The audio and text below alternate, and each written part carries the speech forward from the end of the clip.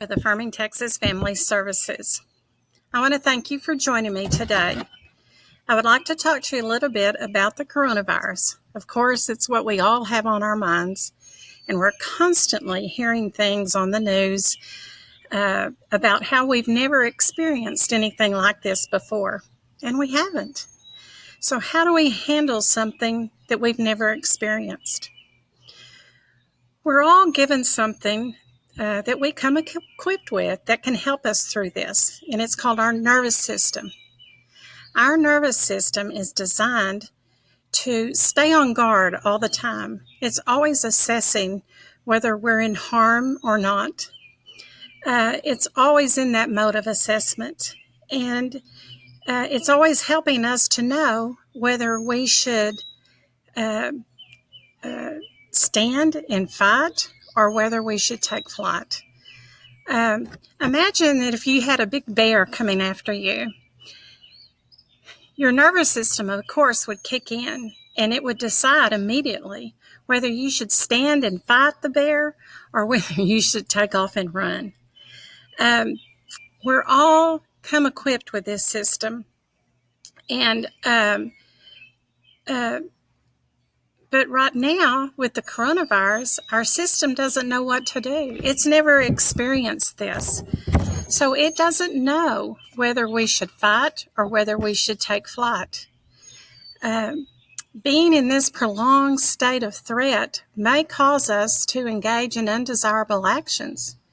Being in this constant state of indecision, we might become irritable, cranky, testy. We may take it out on our families and or others. So we're trying to figure out what to do. How can we take action? Well, let me tell you some of the ways that I think we could take some action. First, engage with people that make you feel safe. I know each of us have, or hopefully have, someone in our lives that makes us feel safe. Visit with that person. Now, I'm not saying don't keep your social distance. On the contrary, I want you to keep your social distance.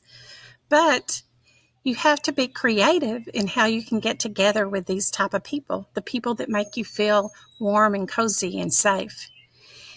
You might do it through text. You might do it through Zoom, or it can even be done by phone or Skype. There are a number of ways. But you just have to be creative and figure out how you can engage. The next thing is to do something. Our nervous system wants us to do something.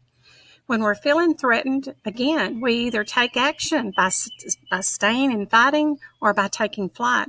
But since we can't take the actions that we want to right now, we're limited in what we can do. But there are some actions that we can take.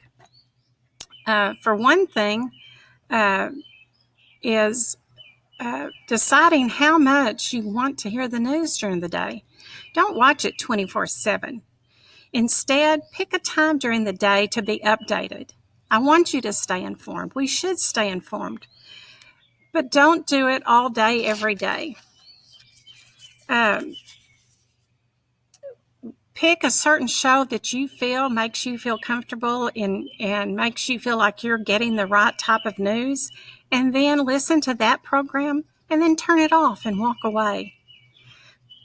The next thing you can do is not to make big decisions during this time. Now, I know some of you are having to make big decisions during this time. Some of you are business owners and you have to decide if you're going to keep your businesses open, if you're going to be able to keep your employees working for you. There's just numerous things right now that are big decisions that we may have to be making. So if you have to make a big decision during this time, maybe you could follow some of these guidelines. First, seek out wise counsel. You know that there are people that you trust, that you have respect for, that you feel like their advice is good advice. Talk to them about it. See what they have to say. Another thing you can do is write down the pros and cons.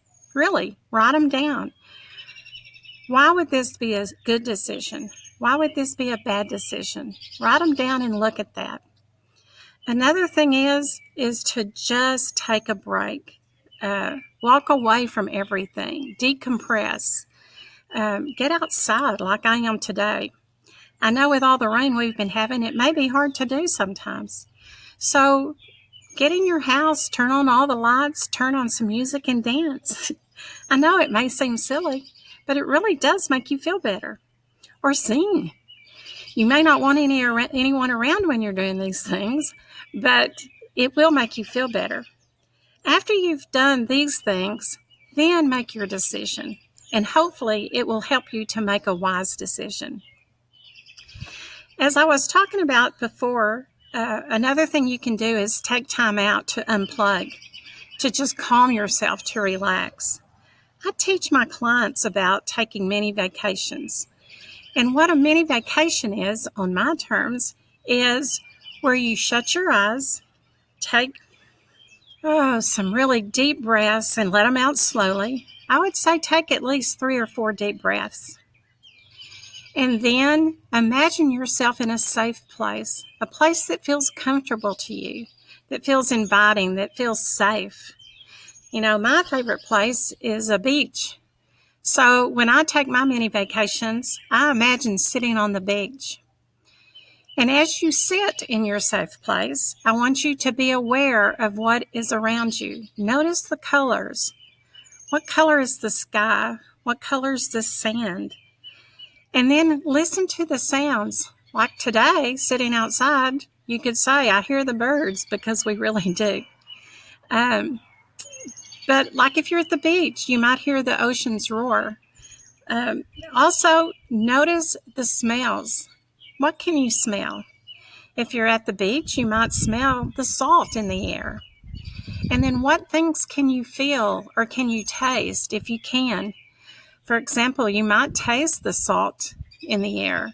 You might feel the graininess of the sand. Use all of these things and see what is around you. Get in detail as you take this mini vacation of observing what's around you. And after you've sat there in your mini vacation for a little while, then take a few more deep breaths and then slowly open your eyes and come back to reality. Now you may say, I don't have time to do this. My life is so busy. I'm having to homeschool right now and do all these other things. But really and truly, these little mini vacations take less than 5 minutes. And we all have time to give ourselves 5 minutes. The next thing I would like for y'all to remember is to take the advice of the professionals. Wash your hands more often than you used to. Wash them when you come and go from the house. Wash them after you've used the restroom. Wash them after you've sneezed or coughed or blown your nose. And when you do cough, be sure and do so in the crook of your arm. It's important to do that so we don't spread anything to anyone else. And avoid close contact with anyone that's had symptoms. If you start to experience or show signs of symptoms, then please immediately seek medical assistance. Some of these symptoms, as we've all heard, may be fever, coughing, shortness of breath. If you experience any of this, don't second judge or try to judge yourself as to whether you have the corona or whether you have something else. Call the professionals and let them help you. Affirming Texas Family Services will be starting a coronavirus support group. We will meet via zoom.us. There will be no charge for the group. If you would like to be a member of the group, please email us at affirmingtexasfamiliesservices.org. And we will send you the particulars along with intake and confidentiality forms. If you would like individual counseling, you may also email us at the same address. affirmingtexasfamiliesservices.org. I thank you for joining me today, and I hope you all stay safe. Thank you.